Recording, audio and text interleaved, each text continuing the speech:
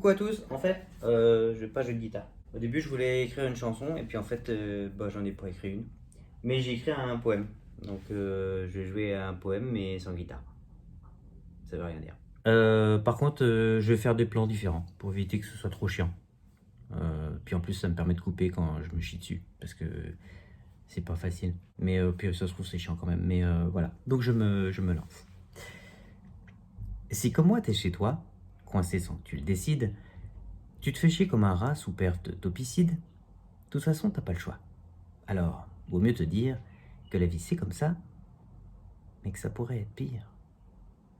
T'aurais pu étudier et avoir fait médecine, commencer ta pratique en 2020 en Chine, ou être producteur, rouler en Aston Martin, te conduire comme un porc et t'appeler Weinstein. Alors reste chez toi et n'infecte pas les vieux. Reste chez toi, surtout si t'es contagieux. Vous avez vu comme les plans changent, hein, c'est génial.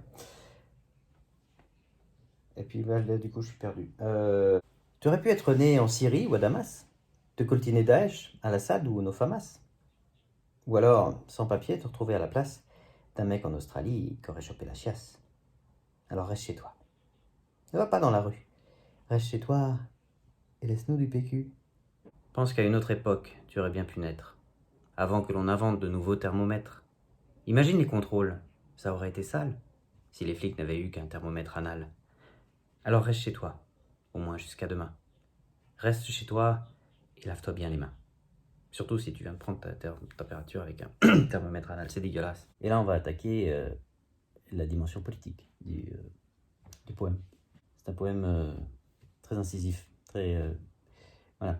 T'imagines si t'étais dans un de ces pays où la santé importe moins que l'économie et où les dirigeants à tous auraient menti, gaspillé tout ce temps au nom du dieu profit, c'est pas le cas du tout. Hein. Alors reste chez toi et remercie tes élus, qui jamais n'essaieront de te la mettre dans le baba. Oh, c'est vraiment pas marrant de ne pas pouvoir bosser, surtout quand on se bat pour plus de RTT. Il n'y a rien de plus pire que de plus faire la bise. Sauf une quarantaine pour un gosse à l'église. Allez, reste chez toi. Et arrête de chialer.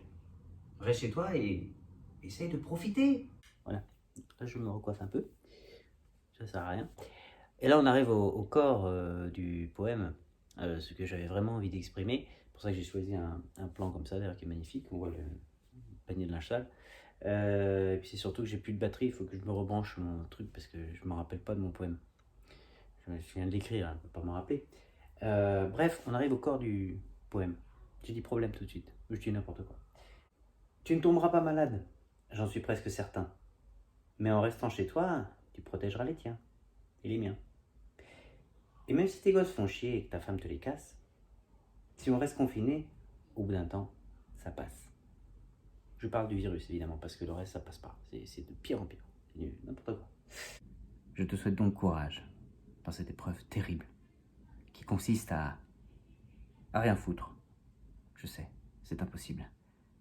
Crois-moi, j'ai essayé, car je vis à Pékin.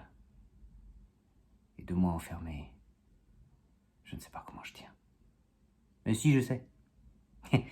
Il me suffit de vivre, de contempler le temps, de dormir, lire un livre, jouer avec mes enfants.